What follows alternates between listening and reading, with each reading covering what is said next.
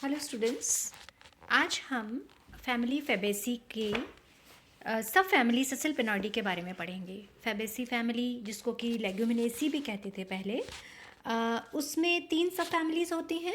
एक सब फैमिली पैपिलोनेटी हमने पहले करी थी, जिसको पी फैमिली कहते हैं, जिसमें मटर के पौधे आते हैं। और सब फैमिली ससिलपिनॉइडी जो हैं, उसके कई सारे प्लांट्स आपने देखे होंगे, जो कि बहुत ही सुंदर फ्लावरिंग प्लांट्स होते हैं, जैसे कि गुलमोहर का, फिर अमलतास का और सिसिलपिनिया का। इस तरह से कई सारे प्लांट्स हैं जो कि गार्डन में लगे हुए हैं और आपने अपने आसपास देखे होंगे। कचनार का, तो इस तरह के पौधे देखिए, जैसे ये वाला है। तो ऐसे ही कई सारे बहुत ही सुंदर फूल वाले पेड़ आपको देखने को मिलेंगे। अब जब हम इसके बारे में पढ़ते हैं, तो सबसे पहले फ्लावर स्ट्रक्चर हम इसका देखते हैं। फ्लावर स्ट्रक्चर से पहले इन्फ्लोरेसेंस आती है। इन्फ्लोरेसेंस, इसमें जो रेसीम होती है, रेसीम इन्फ्लोरेसेंस, 2 प्रकार की इन्फ्लोरेसेंस होती है, जो मैंने पहले भी बताई थी, रेसीमोस और साइमोस। रेसीमोस का मतलब होता है जब मेन एक्सिस जो है वो चलती जाती है और बड़े फ्लावर नीचे की ओर होते हैं और ऊपर की ओर छोटे फ्लावर यानी कि यंग फ्लावर्स आते हैं।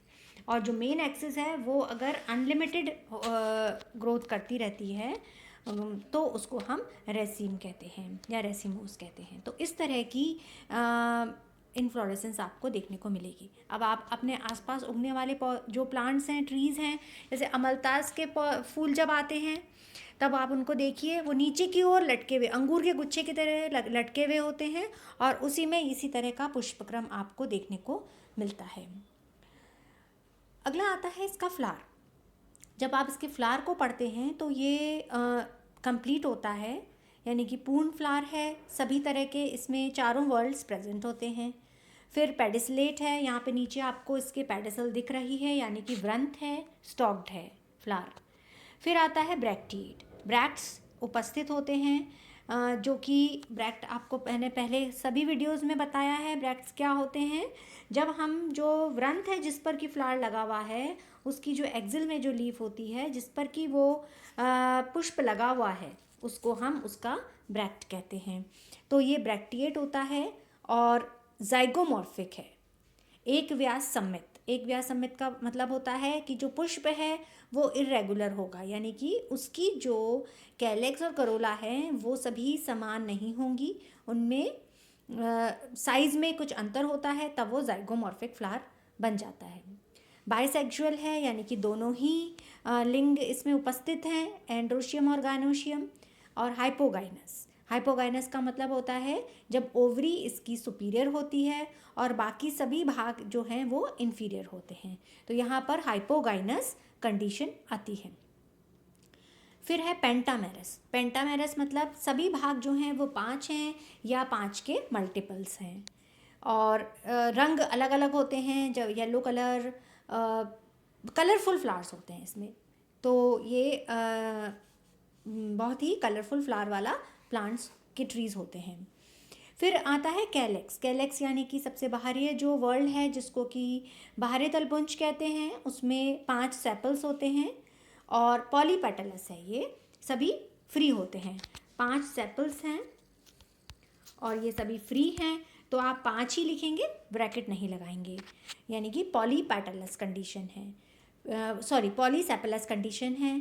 फिर ये जो कैलेक्स है वो इसका रंग जो है वो हरे रंग का होता है। ऑड सेपल एंटीरियर होता है, जिसमें जो ऑड सेपल है, अब हम जब इसका एस्टाइवेशन देखते हैं तो इसमें एस्टाइवेशन क्विंक्विंशियल होता है।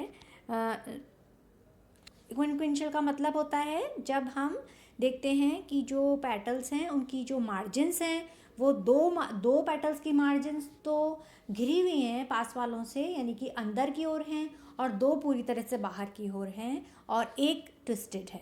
तो इस तरह की एस्टाइवेशन जो होती है वो क्विंक्विंशियल एस्टाइवेशन होती है, जो कि मेरे आपने एस्टाइवेशन वाले वीडियो में भी मैंने इसको समझाया था। कोरोला जो है इसमें 5 हैं और फ्री हैं, इसलिए इसको पॉलीपेटलस कहते हैं। कलरफुल, जो कलर, जिस कलर का फ्लावर आप पढ़ रहे हैं वही कलर हो गया। और असेंडिंग इम्ब्रिगेट टाइप ऑफ एस्टाइवेशन होती है। इम्ब्रिगेट टाइप ऑफ एस्टाइवेशन भी एस्टाइवेशन वाले वीडियो में है। इसमें होता क्या है, जब इम्ब्रिगेट कंडीशन होती है तो एक पेटल पूरी तरह से अंदर होता है, एक पूरी तरह से बाहर होता है।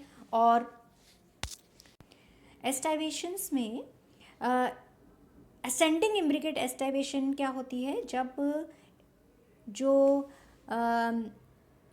सबसे जो दोनों तरफ से अंदर होता है वो आपका मदर एक्सिस की तरफ होता है, और जो दोनों तरफ से बाहर है वो वाला पेटल जो है वो opposite to the mother axis होता है। इस तरह की जब कंडीशन होती है तो उसको हम असेंडिंग इम्ब्रिगेट टाइप ऑफ एस्टाइवेशन कहते हैं।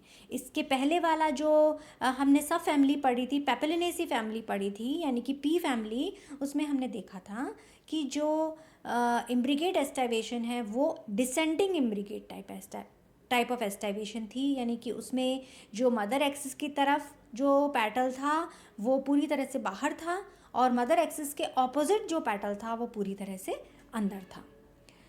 अब एंड्रोशियम आता है। एंड्रोशियम आप यहाँ देख रहे हैं। एंड्रोशियम 3 साइजेस में होते हैं। इसमें से जो 7 हैं वो तो फर्टाइल होते हैं, और 3 जो हैं वो स्टेराइल स्टेमन्स या स्टेमिनोड्स कहलाते हैं। तो इसलिए इसको रेशियो जो है वो 3+4+3 लिखा जाता है। 3+4 का मतलब इसलिए लिख रहे हैं क्योंकि 2 अलग अलग साइज़ में उपस्थित होते हैं। इस तरह की कंडीशंस भी मिलती हैं आपको जब 3+4+3 लिखा जाए, और कुछ प्लांट्स में 5+5 की कंडीशन मिलती है। 5+5 का मतलब है कि एक रिंग 5 की है और फिर दूसरी रिंग जो बनी है वो भी 5 स्टेमन्स की बनी है। अब यहाँ पर जो स्टेमन्स हैं वो 10 हैं, टोटल 10 होते हैं, और डिप्लोस्टेमिनस कंडीशन है, यानी कि 2 ग्रुप बनाएंगे तो वो डिप्लोस्टेमिनस कंडीशन होती है।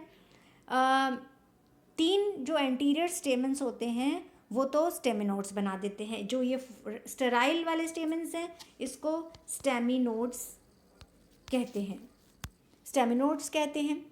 सभी फ्री होते हैं तो पॉलीएंड्रस कंडीशन है।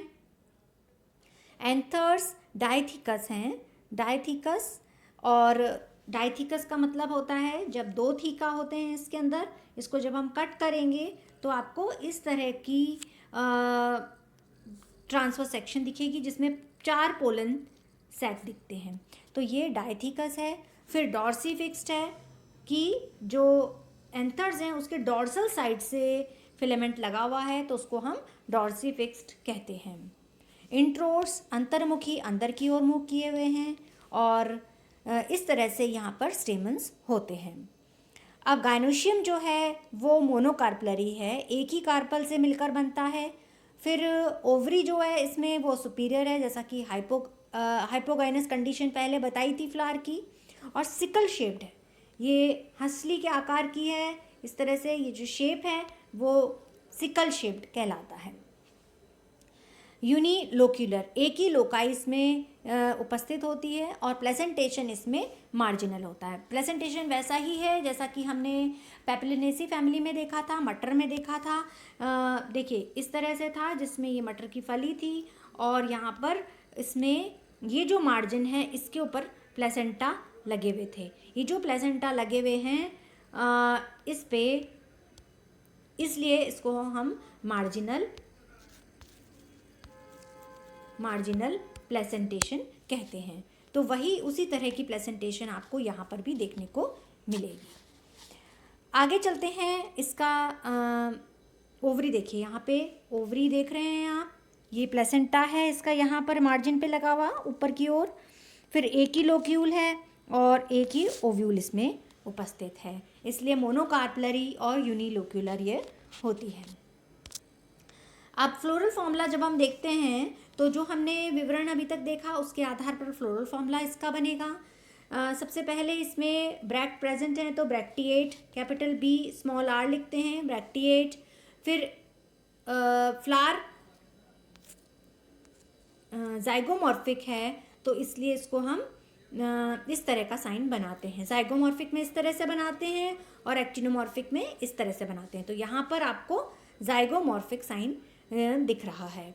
फिर दोनों एंड्रोशियम गायनोशियम प्रेजेंट है तो ये इस तरह का साइन अपन बनाते हैं, ऊपर एरो नीचे प्लस, यानी कि ये बाइसेक्सुअल फ्लावर है। कैलेक्स इसमें 5 हैं और जुड़े हुए नहीं हैं यानी कि पॉली हैं, तो K5 लिखेंगे। कोरोला यहाँ पर 5 हैं और जुड़े हुए नहीं हैं इसलिए C भी 5 लिखेंगे।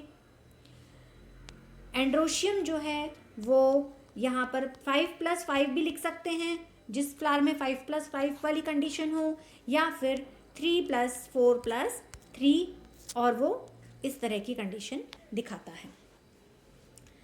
अब गायनोशियम यहाँ पर 1 है तो इसलिए यहाँ पे 1 लिखेंगे, और सुपीरियर है इसलिए यहाँ पर नीचे बार इसमें लगती है। हमें पता है जब सुपीरियर होता है तो नीचे लगती है, जब इन्फीरियर होता है तो ऊपर लगती है, और जब हाफ इन्फीरियर हाफ सुपीरियर होता है तो साइड में लगती है।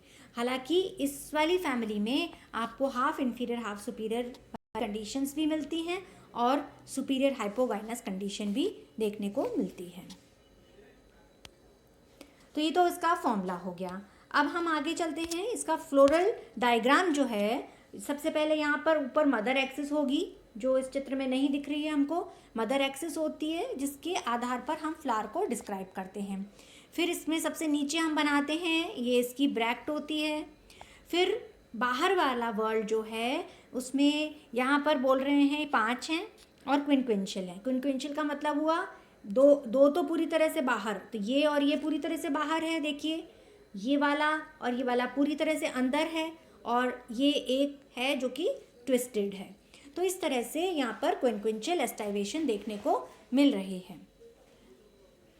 अभी इसके अंदर हम कोरोला जब अपन देखते हैं तो यहाँ पर सबसे ऊपर वाला आप देखिए, मदर एक्सिस की तरफ जो था वो ये वाला अंदर की तरफ है, यानी कि असेंडिंग इम्ब्रिगेट टाइप ऑफ एस्टाइवेशन यहाँ पर होती है। तो ये एस्टाइवेशन हो गई, इम्ब्रिगेट है तो यानी कि एक अंदर और एक बाहर होगा पूरी तरह से। तो यहाँ पर देखिए ये वाला पूरी तरह से अंदर है इन, और ये वाला पूरी तरह से बाहर है आउट। बाकी सभी जो हैं वो ट्विस्टेड होते हैं। अब एंड्रोशियम पे आते हैं। एंड्रोशियम में यहाँ पर आपको किस तरह के दिख रहे हैं, 2 चक्र तो दिख रहे हैं। एक चक्र ये बाहर वाला है ये वाला, और एक चक्र ये अंदर वाला है। अब यहाँ पर 3 जो ऐसे गोले से बनाए हैं, यानी कि ये तो हो गए आपके स्टेराइल बंद प्रकार के एंड्रोशियम हैं। स्टेराइल यानी कि स्टेमिनोड्स कहते हैं इनको, ये स्टेमिनोड्स हो गए। और बाकी के जो हैं वो 3+4 के ग्रुप में हैं, क्योंकि इनके साइज में अंतर है इसलिए इनको 3+4 में रखा है। 4 बड़े हैं और 3 छोटे हैं, और 3 ऐसे हैं जो कि स्टेराइल हैं। तो आप यहाँ देखिए क्या लिखेंगे अपन, 3+4+3। इस प्लांट में इस तरह के एंड्रोशियम आपको देखने को मिलते हैं। अब सबसे सेंटर वाला पार्ट है ये इसका गायनोशियम है। गायनोशियम यहाँ एक ही दिख रहा है, मार्जिनल प्लेसेंटेशन है, मार्जिनल प्लेसेंटेशन है, और एक ही इसमें कार्पल है, मोनोकार्पलरी है, और सुपीरियर है तो नीचे यहाँ पर हाइपोगाइनस या सुपीरियर का साइन लगता है। तो ये तो इसका फ्लोरल फॉर्मूला हो गया और फ्लोरल डायग्राम हो गया। अब इसका हम जब क्लासिफिकेशन देखते हैं तो यहाँ पर क्लासिफिकेशन देखिए, सबसे पहले डाइकोटिलीडनी, एंजियोस्पर्मी में तो आता ही है, फिर आता है क्लास डाइकोटिलीडनी, सब क्लास है ये पॉलीपेटली, सीरीज कैल्सीफ्लोरी, और ऑर्डर है रोजेल्स, कैल्सीफ्लोरी और रोजेल्स। फैमिली लेग्यूमिनोसी, जिसको कि अभी हम लेग्यूमिनेसी नहीं कहते हैं, फेबेसी कहते हैं। फेबेसी जो पहले नाम था वो लेग्यूमिनोसी था, अभी फेबेसी हो गया है। और फेबेसी की ये सब फैमिली है जिसको सिसिलपिनॉइडी कहते हैं।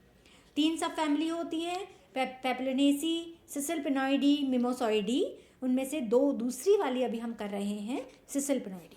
तो यहाँ पर एक बार वापस देखते हैं क्लासिफिकेशन, डाइकोटिलीडनी, पॉलीपेटली, कैल्सीफ्लोरी, रोजेल्स, फेबेसी और सिसिल पिनोइडी। तो ये इसके क्लासिफिकेशन। इसको आपको प्लांट को अच्छे से करना है क्योंकि बहुत ही इम्पोर्टेंट फ्लावर है, बहुत ईजिली आपको दिखता है, बड़ा फ्लावर है, आप अच्छे से इसको समझ सकते हैं। आपके आसपास भी आपको मिल जाएगा, गार्डन्स में मिलता है। तो इसको फ्लावर को लीजिए, हाथ में लेकर इसको समझने की कोशिश करेंगे तो आपको ये सारे पार्ट्स इसके क्लियरली समझ में आ जाएंगे।